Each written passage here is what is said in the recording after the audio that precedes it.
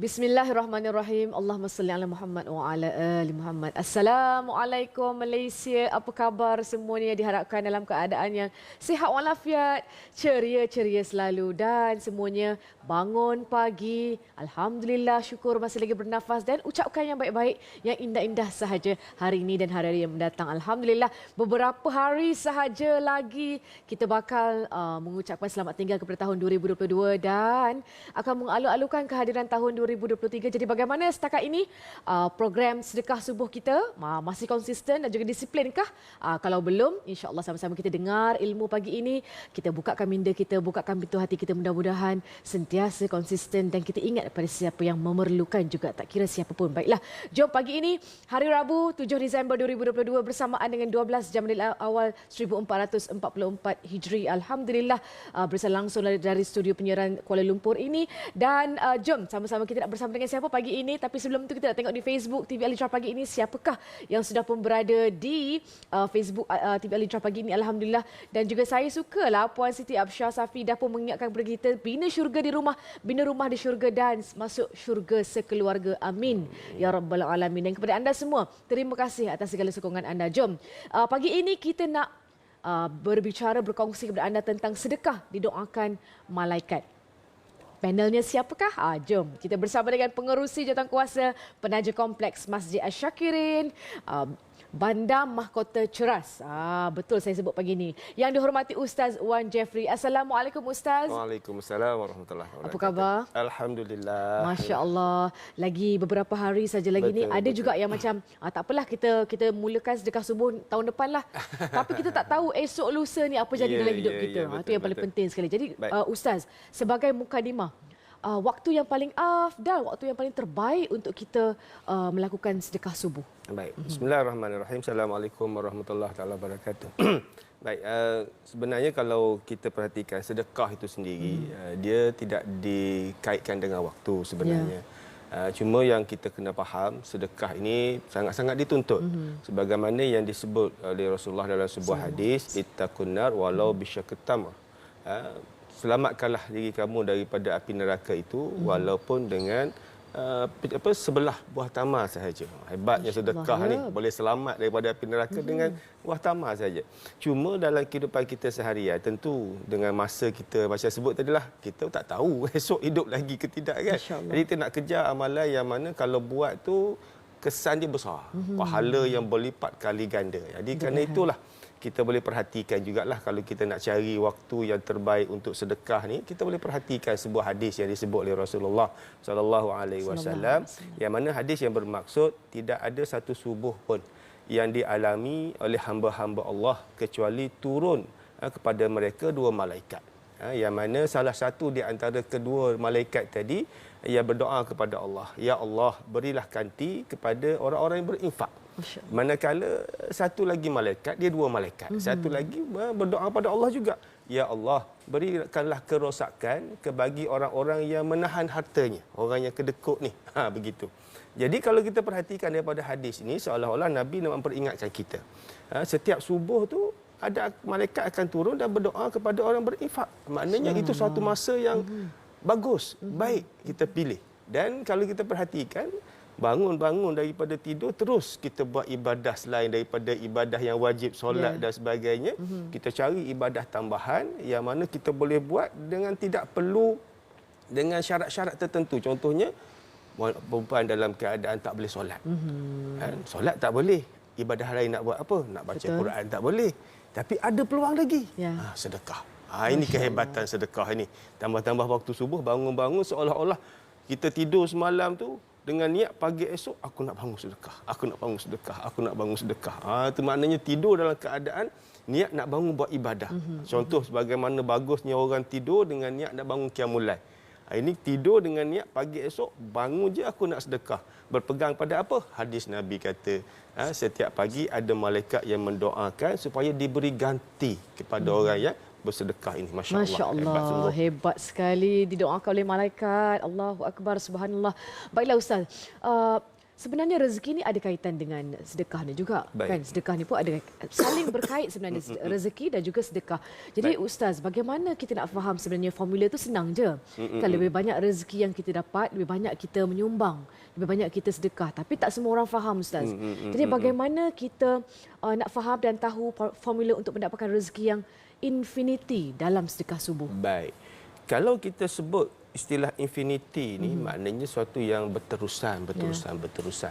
Kalau begitu kita kena rujuk pada hadis yang Nabi sebut dalam hadis sahih yang Nabi sebut, ahabul a'mal ila Allah adwamuha wa inqalla. Sebaik-baik amalan amalan yang paling disukai oleh Allah Subhanahu wa taala yang mana kita lakukan secara berterusan walaupun ianya sedikit. Maknanya bukan bermaksud kita nak buat sedekah ataupun pahala, nak cari pahala ni kita kejar secara besar-besaran. Baguslah kalau kita mampu dengan hebat. kekuatan kalau kita mampu. Tapi kalau kita dalam keadaan tubuh badan kita, kesibukan kita dan sebagainya, kita buat secara yang berterusan. Contoh untuk sedekah sendiri. Kalau kita perhatikan sedekah, mungkinlah kita tak mampu nak keluar dalam jumlah yang banyak sekaligus. Mungkin kita boleh buat dalam konsep kita berterusan tadi, dalam jumlah yang kecil. Tak semestinya dalam ribu-ribuan. Mungkin kita kurangkan kemampuan kita lah. Ada orang yang kadarnya mampu dalam RM5. Ada kadarnya mampu RM10. Ada kadarnya mampu RM50. Terpulang pada kemampuan. Jadi, apa yang penting dibuat setiap hari. Masya-Allah. Setiap hari. Maka oleh itu, secara mudahnya kita menabunglah. Menabung. Jadi, kita bangun pagi, tabung. Bangun pagi, tabung. Malam nak tidur dah siap-siap dah. Ini RM5 aku ni, esok aku nak masuk. RM5, RM10 aku ni, bangun besok aku nak masuk. Masya Allah. Jadi apabila kita boleh buat secara berterusan dan Nabi sebut itulah amalan yang terbaik, maka konsep infinity yang kita kata nak pahala berterusan ini tidak akan putus. Kerana apa? Kerana kita memang dah ada niat nak buat dan andai kata kita lupa maka dimaafkan. Sebab niat dah ada. Cuma yang pentingnya kita ada satu usaha dan kalau boleh kita buat satu tabung dan tulis kat tabung tersebut. Masya Allah, hebat. Tulis, letak. Macam tabung hujung tu Ustaz. Ya, macam tabung hujung. Ada dah sedekah subuhnya. Sedekah subuh. Bangun pagi tengok tabung masuk. Bangun pagi tengok tabung masuk. Jadi ini satu juga motivasi sebenarnya. Motivasi untuk ibadah dan juga motivasi untuk kita bangun pagi. Bangun pagi dengan niat nak buat ibadah selain daripada solat, ada lagi nak buat benda lain. Kalau sekarang ni kita hanya bangun solat, betul fikir nak pergi kerja. Tambah lagi satu lagi. Sebab kita bercakap dengan suasana masa kita yang singkat. Tak lama masa kita ni. Itulah. Masya Allah. Seandainya adalah adik-adik kita yang mungkin sedang bersiap nak pergi sekolah ni tapi terdengar kata-kata Ustaz pagi ini, alhamdulillah kita nak kongsikan, nak tanya dengan Ustaz ni apakah kelebihan sedekah supaya biar anak-anak kita faham Ustaz. Daripada kecil macam anak saya dia tadika Islam Ustaz kan. Jadi dia dah tahu dah hari Jumaat tu hari memberi, tapi tak semestinya hari Jumaat. Hari-hari kita boleh memberi sebenarnya. Itu dia, kita nak tanamkan kepada sifat, kita nak tanamkan kepada anak-anak kita ni di minda mereka, di hati kita untuk sentiasa bersedekah Ustaz. Apakah kelebihan sedekah secara umum? Secara umum kita ambil beberapa hadis-hadis Nabi lah yang boleh kita jadi panduan. Antaranya satu hadis riwayat Imam Bukhari, tangan yang di atas lebih baik daripada tangan yang di bawah. Bermaksud orang yang bersedekah tu dimuliakan oleh Allah Subhanahu wa taala. Yang kedua disebutkan juga hadis Rasulullah sallallahu alaihi wasallam yang bermaksud sedekah dapat menghapuskan dosa sebagaimana air memadamkan api. Masya-Allah, sedekah menghilangkan dosa. Tak kiralah kecil ke besar ke muda ke, semua kita nak hilangkan dosa. Kemudian melipat gandakan pahala kita yang mana kita selalu baca dalam Al-Quran. Satu benih tumbuh 7 tangkai, ber-7 tangkai itu ada 100 biji pada setiap tangkai. Masya-Allah, berganda-ganda lagi. Dan sedekah harta orang yang disedekah, suka bersedekah ni tidak akan berkurang. Sebagaimana Rasulullah sebut, tidak akan berkurang harta orang yang bersedekah. Dan seorang hamba yang pemaaf, pasti Allah tambahkan kemuliaan padanya. Masya Allah. Itu semua kemuliaan dan sebagainya. Dan juga sedekah yang kita beri ini, dia tidak henti pada kita. Dia boleh menyalur pada orang yang mungkin kita niatkan untuk orang yang dah meninggal dan sebagainya. Masya Allah, cukup baik, cukup banyak hadis-hadis panduan Rasulullah untuk kita jadikan sebagai motivasi nak cari kelebihan bersedekah. Lebih-lebih lagi bangun pagi sedekah. Masya Allah. Sedekah subuh namanya, insya Allah. Itulah dia, perlu dilakukan secara konsisten dan disiplin ya adik-adik semua, insya Allah. Mudah-mudahan sikit-sedikit lama-lama jadi bukit. Betul. Itu yang paling penting. Sama juga dengan pahala yang kita kumpulkan ni, mudah-mudahan. Baiklah. Baiklah, kita akan berhenti rehat seketika. InsyaAllah, pastinya ramai yang mengetahui pagi ini bagaimana caranya untuk kita sama-sama menyumbang, terutamanya dalam program Tabung Infak Masjid bersama dengan Kompleks Masjid Asy-Syakirin, Bandar Mahkota Ceras. Semuanya selepas ini dalam Assalamualaikum Subuh.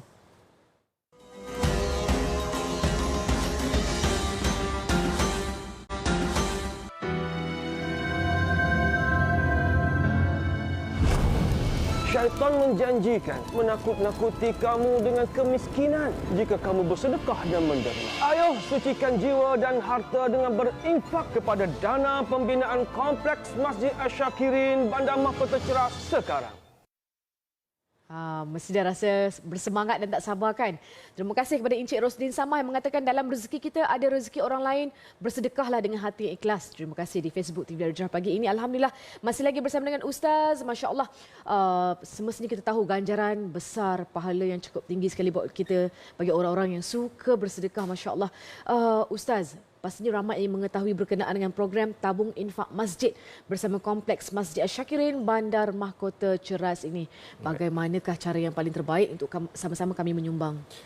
Baik, program Tabung Infak Masjid Kompleks Bandar Asy-Syakirin, Kompleks Masjid Asy-Syakirin, Bandar Mahkota Ceras ini bertujuan untuk mengumpul dana, membina sebuah masjid yang mana di atas tapak tanah seluas 5.3 hektar. Dan setakat ini alhamdulillah kutipan yang telah kita dapat hasil daripada sumbangan orang ramai, terima kasih banyak-banyak kami ucapkan kepada yang menyumbang, mencecah 5.4 juta. Alhamdulillah. Cuma kalau keseluruhan projek tersebut memerlukan pada keseluruhan kompleks memerlukan jumlah yang besar lagi, 27 juta. Jadi dalam proses itu kita mungkin akan melaksanakan secara berperingkat. Kita mulakan dengan pembinaan masjid terlebih dahululah. Dan anggaran kos pembinaan masjid itu mencecah 10 ke 11 juta. Jadi kita bawa ada separuh jalan. InsyaAllah mudah-mudahan. Dan separuh jalan mudah-mudahan di atas tapak cadangan yang telah pun diberikan kelulusan, diwartakan atas tapak masjid.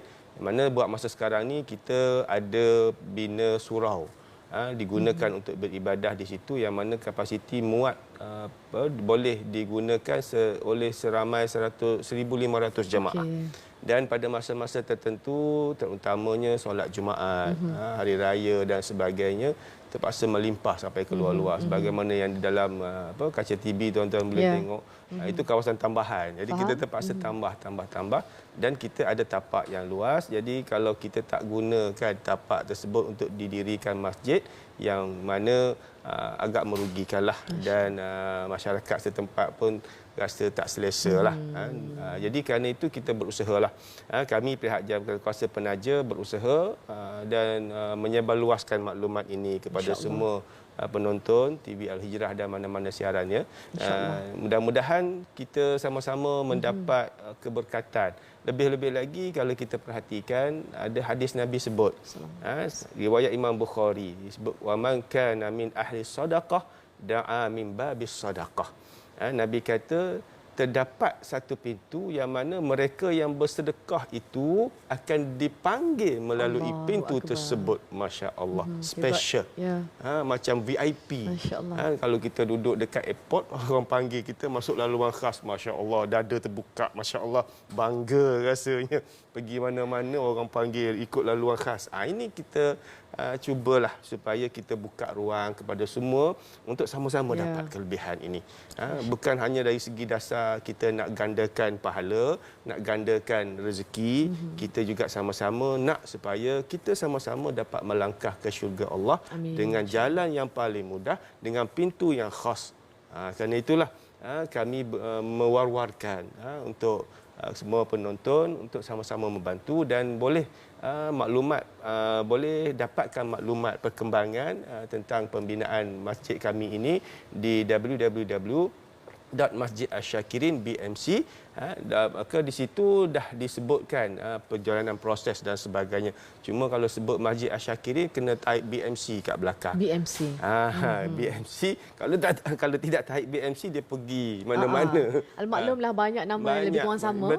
Betul. Dan kita juga menyediakan platform lah. Kita buka 3 akaun bank untuk dimudahkan penderma-penderma mereka yang bermurah hati untuk menderma. dan juga kita juga guna QR Pay, JomPay, semua kita dah buatkan. Maka untuk dapatkan maklumat tersebut boleh rujuk pada laman web kami lah, ataupun boleh juga pergi pada FB kami, Facebook kami yang juga Masjid Asyakirin lah, Komplek Masjid Asyakirin Bandar Mah Kota Ceras. Taik Komplek Masjid Asyakirin Bandar Mah Kota Ceras akan adalah maklumat-maklumat tersebut. Dan kita ada 3 nombor telefon yang kita sediakan untuk sebarang pertanyaan, pemakluman. Dan di situ bolehlah bertanya. Saya salah seorang yang saya letak nama kat situ lah. Boleh tanya dengan Ustaz direct? Boleh, insya-Allah. Boleh. Tak ada masalah. Saya insya-Allah kalau tidak ada masalah segera jawab. Kalau lambat sikit tu mungkin ada hal begitu. Tapi itulah kita sangat-sangat memerlukan bantuan dengan pertambahan penduduk, dan juga kita melihatkan situasi sekarang ni amat-amat memerlukan sebuah masjid. Walaupun kami tak mampu nak siapkan sebuah komplek, tapi kami perlu sangat masjid. 1,500 jemaah setiap masa, dan kadang-kadang dia melimpah. Dan sebab itulah pada projek pembinaan masjid ni kami mensasarkan agar kami dapat siapkan masjid dalam 2 fasa. Fasa yang pertama kita nak memuatkan sehingga 3,000. Fasa yang kedua kita nak tambah lagi, itu untuk fasa akan datang sehingga 5,000. Sebab kita melihat pada perkembangan penduduk di situ, bagaimana ramainya, makin bertambahnya, dan itulah makin membesar anak-anaknya. Sebab kami ni kalau ikutkan taman kami dah 20 tahun, tapi biarlah 20 tahun, kalau masuk dulu anak sekarang dah mula besar, mula mula berkahwin, ada anak. Mana dia akan bertambah, dan pertambahan perumahan di situ pun makin berkembang lagi. Jadi sangat-sangat kami memerlukan sebuah masjid yang sebegitulah. Masya-Allah. Dari segi gambaran Pak Ustaz, pasti ramai ingin mengetahui kemudahan-kemudahan yang bakal dinikmati oleh para jemaah ataupun mereka yang singgah di Masjid Asyakirin BMC ni. Kalau mengikut perancangan kami, kalau ikutkan kita nak buat kompleks, yang mana kalau masjid tu kita faham masjid ni untuk ibadah, tapi kalau siap kompleks nanti dengan tapak yang seluas 5.3 ekar itu, selain daripada kemudahan quarters dan sebagainya, itu biasalah sebagaimana yang ada. Cuma kami ada usaha dalam perancangan untuk bina rumah kedai. Membantu penduduk setempat untuk ada tempat berniaga khas bagi orang Islam. Kemudian juga kami bercadang untuk menyediakan asrama-asrama bagi memudahkan mereka yang mencari penempatan ataupun singgah untuk sementara, sekejap, 1 malam, 2 malam. Ada penempatan, ada asrama yang kita macam konsep homestay lah. Dan maka seterusnya juga kita nak buat dewan serbaguna.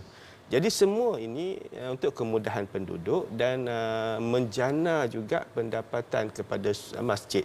Jadi untuk menguruskan masjid itu seolah-olah kita sudah ada dana yang tersedia. Alhamdulillah. Jadi itu konsep yang kami cuba buatlah. Memberi peluang pada penduduk setempat, menjana ekonomi, menjadikan masjid sebagai one stop center. Ada dewan tersebut pun kita cadang untuk bina dalamnya 2 court badminton. Mana nak bersukan pun boleh di situ, nak kenduri kahwin pun boleh, datang jauh-jauh nak kenduri, ada rumahnya nak menetap. Masya-Allah. Kita perancangan kita begitu. Dan alhamdulillah setakat ini kalau kami perhatikan kehadiran jemaah bukan hanya daripada dalam. Disebabkan kedudukan tapak masjid kami ini strategik. Kawasan yang luas yang mana mudah parking, tidak mengganggu lalu lintas. Kita pun kena tengok juga situasi begitu. Timbul isu, kadang-kadang isu kerana mengganggu lalu lintas. Jadi tak sesuai dan sebagainya. Betul.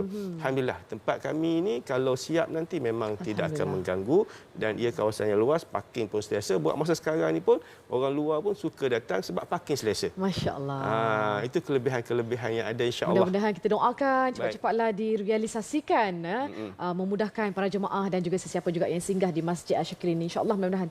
Baiklah Ustaz, dengan masa berbaki yang ada ini Ustaz, berilah kami nasihat dan juga pesanan, saranan, peringatan sentiasa, mudah-mudahan sentiasa konsisten untuk melakukan sedekah, tak kira di mana jua kami berada, insya-Allah. InsyaAllah kita sebagaimana kita sedia maklum, kita berbincang daripada awal lagi. Sebagaimana Farah pun sebut, kita pun tak tahu usia kita berapa lama kan. Dan dalam usia kita yang singkat, tentu sekali kita nak dapatkan buat ibadah-ibadah yang mana impaknya besar. Dan impaknya pula itu berterusan. Ya. Jadi dalam bab ini kita boleh perhatikan jugalah 3 amalan yang tidak akan berakhir, tidak akan mati, tidak akan putus. Pahalanya, mengalir pahalanya walaupun selepas kita meninggal dunia. Jadi di situlah kita nak cari ini kelebihan. Solat kita meninggal habis kita. Puasa kita meninggal kita stoplah. Dan orang yang suka pergi buat umrah meninggal tak boleh buat umrah dah. Habis dah. Tapi ada amalan-amalan yang mana walaupun kita tak mampu, tak sihat, dah kurang kuat dah nak beribadah, tapi pahalanya bergerak. Walaupun kita dah meninggal pun pahalanya bergerak. Apa dia? Salah satunya bersedekah. Ada 2 lagi, itu anak yang soleh yang mendoakan dan juga ilmu yang bermanfaat. Jadi kita salah satunya sedekah. Dan sedekah ni Allah Ta'ala dah bagi modal untuk kita. Modalnya apa? Harta yang kita ada dekat dunia. Harta ni pula, apa yang kita ada bukan hak kita semua, sebagaimana disebut dalam Facebook tadi kan, ada sebahagiannya hak orang lain. Jadi mudah-mudahan dengan kita mengembalikan hak orang lain itu, Allah Ta'ala gantikan lagi pahala kepada kita dan juga gantikan juga rezeki kepada kita, insya-Allah. Jutaan terima kasih kepada Ustaz Wan Jeffrey atas nasihat saranan yang diberikan tadi. Pengerusi Jawatankuasa Penaja Kompleks Masjid Asy-Syakirin, Bandar Mahkota Ceras. InsyaAllah panjang umur rezeki kita bersua lagi Ustaz ya. InsyaAllah. Sampaikan salam para jemaah semua. InsyaAllah. Masya-Allah. Baiklah, kita akan melaburkan tirai edisi Assalamualaikum Subuh pagi ini. Jangan lupa selepas ini nak berbincang, berkongsi tentang perihal anak pula dalam set Assalamualaikum selepas ini. Jangan ke mana-mana.